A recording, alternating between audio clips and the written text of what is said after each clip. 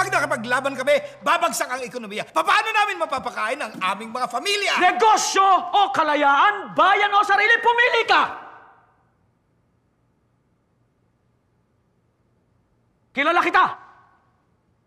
Kasali ka sa gobyerno sibil ng Kastila at ng mga nibang Espanya, lumipat ka agad ng bakod at ngayong tayo naman ang mga nganib, makikisiping ka naman sa bandila ng Amerika. Tigil ka nga. Lahat tayo may interes. Tao lamang tayo. Ay, paano ninyo nasisikmurang pag-usapan ng negosyo kung mangalipin tayo sa sarili nating bayan? Minamahal ko rin ang ating bayan. Kandehadas! Yun, magandang araw po sa inyo lahat, Luzon, Visayas, Mindanao, pati na rin po sa mga kababayan nating OFW kung saan man kayong sulok ng mundo. Magandang araw po sa inyo. Welcome po sa panibagong reaction video dito sa Makapili TV. So ito ang pag-uusapan po natin itong ginagawang hearing po ng Quad Committee ng Kongreso na sinasabi nga nila mga bata nga daw ito ni Tamba. Pero siyempre, tingnan muna natin, ano ba ibig sabihin ng Quad Committee? So, Quad Committee, pinagsama-sama na nila yung mga isyung dinidinig na hearing sa Kongreso. Andyan yung issue ng POGO, issue ng EJK, issue ng droga, at ang issue yata rito ng ICC. Pero kung mapapansin ninyo, sa ginagawang hearing nito ng Quad Committee, more on nakatutok talagang ang puntirya mga Duterte. Kahit pa sinasabi nila na kumbaga, kaya lang naman daw nalilink or napupunta yung issue sa mga Duterte dahil may mga sangkot daw na personality na involved din daw sa illegal na POGO. So ang unang target nila rito is POGO. Pero ngayon, makikita nyo, nalilis na yung issue sa EJK at sa droga at ang dinidiin nila is si Pangulong Duterte. So ito, panoorin po natin itong balitang to, pero bago ang lahat, kung hindi ka pa nakasubscribe sa Makapili TV, baka pwede naman pakipindot po muna yung subscribe button. At the same time, palike na rin po ng video, wala naman pong bayad dyan. Kaya, pindot na. So ito, panoorin po natin itong balitang to. Idinadawit si dating Pangulong Rodrigo Duterte sa pagpatay sa 3 Chinese drug lord na nakulong sa Davao Penal and Prison Farm noong 2016. Binanggit yan sa Kamara ng mga presong inutusan umanong magkasa ng pagpatay. Nakatutok si June Veneracion. Naka-bulletproof vest ang dalawang person deprived of liberty na sina Leopoldo Tan Jr. at Fernando Magdadaro nang humarap sa pagdinig ng House of Representatives Quad Committee. Inamin nila, sila raw pumatay sa 3 Chinese drug lord na nakakulong sa Davao Penal and Prison Farm noong August 2016. Sina Chu Quintong alias Tony Lim, Li Lanyan alias Jackson Lee, at Wong Mengpin alias Wang Mingping. Idinawit itan si dating Pangulong Rodrigo Duterte base sa narinig niyang tawag sa warden ng kulungan na si Superintendent Gerardo Padilla matapos ang pamaslang. Nadinig ko na sinabi nung tumawag kay Superintendent Padilla, "Congrats, Superintendent Padilla, job well done." Pero grabe yung ginawa, dinuguan. Alam ko na ang kausap ni Superintendent Padilla ay si President Duterte dahil pamilyar ko ang boses niya. Pagkatapos ng tawag, sabi ni Superintendent Padilla sa mga kasamahan niya doon, tumawag si Presidente, nag-congrats sa akin. Dahil sa sinabing ito ni Superintendent Padilla, kaya lalo akong napaniwala na ang tumawag sa kanya ay si President Duterte. Medyo seryoso yung sinabi mo eh. Pinaninindigan mo ba yan? Opo, sir. Nakakausap mo ba si President Duterte? Naririnig ko lang palagi yung boses niya, kaya pamilyar yung boses na narinig ko. Naka-speakerphone ba?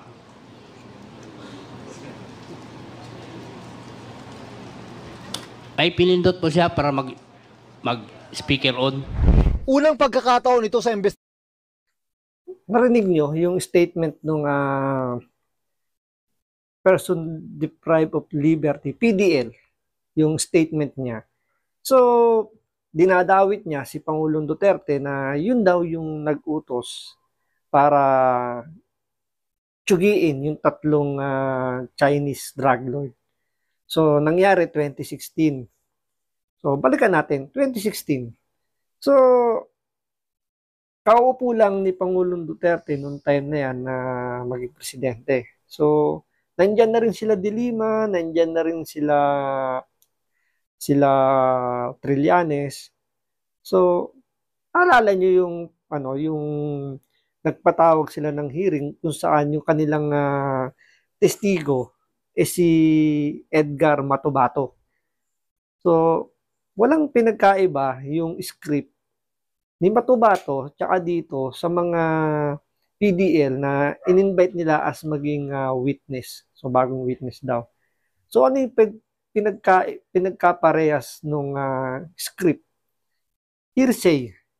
Hindi naman nila nakausap in person, hindi nila nakita in person yung pag-aakusa nila kay Pangulong Duterte. Hindi nga nila nakita ng personal si Pangulong Duterte na inutos yung mga bagay na yon. So, more on sinabi lang, narinig lang. So, kay Matubato, yun daw ang order sa kanila ni Pangulong Duterte. Nung mayor pa to yun daw yung order sa kanila ni Mayor Duterte. So, hindi rektang si Duterte ang nag-utos sa kanila. So, kumbaga may second party. So, paano mo namang mapapatunayan na si Duterte yung nag-utos kung wala ka naman direct contact dun sa tao na yon? Pwede naman kasing name drop lang yung pangalan. So, which nangyayari naman talaga. So, hindi napatunayan yung kay Matubato. So, lumabas pa nga doon, nagsisinungaling si Matubato kasi meron pa nga siyang statement daw doon na si Pulong Duterte daw parang lasing na lasing yata or something na parang bangag daw na parang kasi pulang-pula raw yung mata. So, ina-assume niya na lasing or ganun si Pulong Duterte. Pero nung tinanong ni Cayetano, paano niya na-distinguish o paano niya nalaman na na lasing or ganun nga si Pulong Duterte, sa pagkakaalam lang daw niya. So, base lang sa kanyang sa kanyang interpretasyon lang. So, walang nangyari dun sa hearing ni Matubato. So, ngayon ito panibago na naman.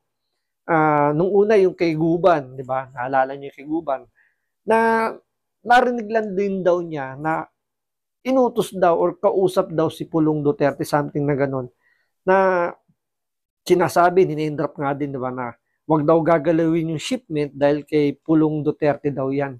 Sa asawa yan ni BP Sara, kay Man Scarpio, at kay Benny Art Antipoda. So, narinig niya lang din, hearsay lang din. Tapos, eto na naman, narinig lang daw ng PDL na kaboses daw si Pangulong Duterte, yung kausap nitong tinutukoy niya. So, inassume niya, si Pangulong Duterte din daw yun. Pero hindi niya nakita.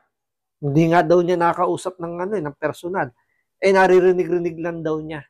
So, kaya sigurado daw siya si Pangulong Duterte. So, doon nakikita nyo, halos pare-pares, puro hearsay. Pero ang problema lang kasi, ito nga yung sinasabi nga ni nung mga bumabatikos dyan sa Quad Committee, hinahayaan lang nilang magsalita yung kanilang mga resource person. So, hindi nila kini-question yung karakter, yung kanilang statement. So, tulad niyan, akala ko nga nung sinaway dito ni Congressman Barbers, tatanungin niya na paano siya nakakasiguro kung si Pangulong Duterte nga talaga yung nakausap o hinarinig niya dahil nga tanong niya, kaya mo panindigan yan. Siyempre, paninindigan ng mga PDL yun kasi wala namang mawawala sa kanila dahil nakakulong na sila. Ano ba ang nila dyan? Ano ba yung pinaka-purpose nila dyan? Sa kanila na rin nanggaling, binayaran sila para tsugiin yung tatlong Chinese drug lord. So, pwede rin sabihin na binayaran din sila dyan para idiin naman yung mga Duterte. Diba? So, walang ganong klaseng tanungan. So, parang nangyayari rito, hinahayaan na lang nilang magkwento to the point na parang hindi na makatotohanan yung sinasabi nila. Kasi isipin mo, 2016, kauupo pa lang ni Pangulong Duterte bilang presidente, tapos mag-uutos siya para tsugiin yung yung mga nasa loob ng kulungan, which is pwedeng hindi ba naisip ni Pangulong Duterte na pwedeng, alam niyo yun, na pwedeng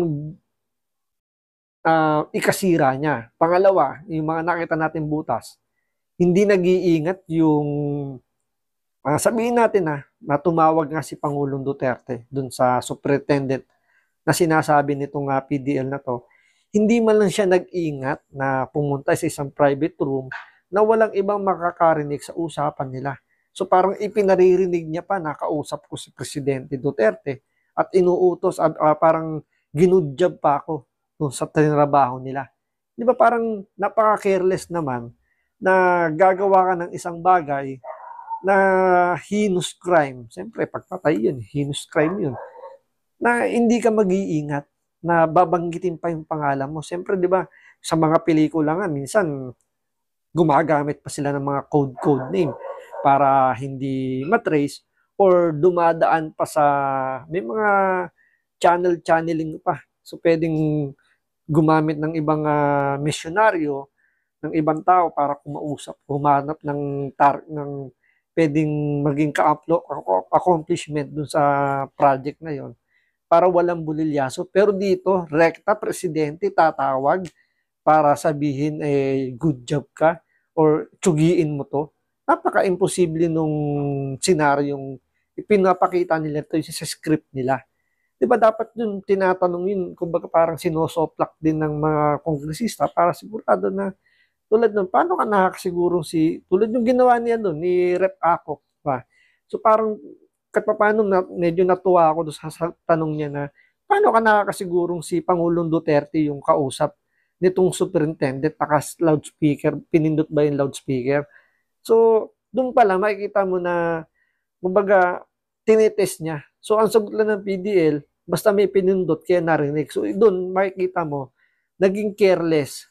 Diba? Yung kung si Pangulong Duterte man yung kausap, tsaka yung kausap niya, naging careless doon. Bakit? Bakit mo kailangan i-loudspeaker? Diba? Hindi lalo mo pinahamak yung sarili mo. Uutos ka na tsugiin nyo, tapos maririnig yung boses mo. Babanggitin mo pa yung pangalan mo. To the point, isipin mo, presidente ka, tatawag ka sa isang superintendent lang para umutos na tsugiin yung Chinese drug lord na yun. So, siyempre, di ba, isip-isip ka rin. Sana, inutusan mo lang si Bongo. Siya yung yung special assistant to the president mo siya eh. Ba't di mo lang iutos doon? Di ba? Para malinis yung pangalan mo, walang hindi ka mababanggit. At least, ang madidiin lang. Si Bongo, for example lang yun. Di ba? Or pwede naman kumuha ng ibang tao. Sabihin na lang natin, si Bantag. Oy, Bantag. Total, hawak mo naman yung mga koreksyon. Itsugiin mo na to. Diba? Bakit kailangan pa si Pangulong Duterte ang kailangan tumawag ng personal? At hindi niya nakita, hindi niya narinig, or narinig niya lang, nakaboses, pero hindi naman binanggit na, siguro naman hindi ka tatawag na, hello, paano to si President Duterte nyo to. Uutusan lang kita, tsugiin mo tong 3 Chinese drug lord para sa war on drugs ko. Diba? At isa pa, parang hindi naman yata nabalita yung tungkol dyan. Isipin nyo nag-file, dinidinig dito ni Trillanes yung Davao Death Squad. So bakit hindi na isama doon itong script na to? Imposible hindi umingay yung time na yan, hindi umingay yung issue na yan. Diba isipin nyo yung kumbaga, yung mga butas, doon sa script nila, medyo malalalim yung mga kumbaga, hindi, ang hirap ipagtagpi-tagpi. Ang madaling ipagtagpi-tagpi lang doon is talagang ikinoconnect lang nila yung hearing na yan para lang, sabi nga ni BP Sara, di ba? Gusto nilang maging image ng mga Duterte is masamang tao. Which is hindi nila magawa yun dahil naniniwala or maraming naniniwalang Pilipino na hindi ganun yung, or sabihin man natin na totoo. Tama lang yun. Bakit? Gumawa ng mali itong mga to eh.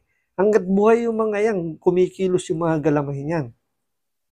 drugs ang ano niyan, ang kaso niyan. So, ako man, personal, mas gusto ko nang kunin sila ng liwanag kesa naman ang kinukuha ay yung mga inosente. Di ba? Yun lang naman ang punto ron. So, talagang malaki yung katotohanan na sinasabi nga ni BP Sara na naka-target lock talaga yung mga Duterte ngayon kasi sila ni biggest threat dahil nga sinasabi nga nila na itong administrasyon na to ay gustong manatili sa kapangyarihan nila. Although hindi mangyayari dahil hindi pa napapalitan yung saligang batas natin. Pero ang mangyayari continuity na puro nasa circle of Marcos yung gustong umupo para yung power is nasa hawak nila. So dahil nga nandyan yung mga Duterte, medyo mahihirapan sila. Ramdam nila yan. Pagdating ng 2028, wala silang panama dahil yung pambato nila na si Speaker Romualdez, medyo nasa malayong sulok, nasa Gedli, hindi gumagalaw yung survey.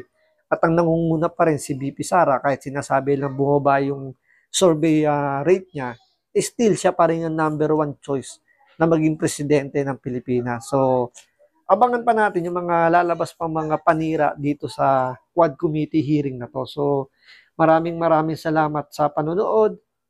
Ingat po kayo lagi. God bless.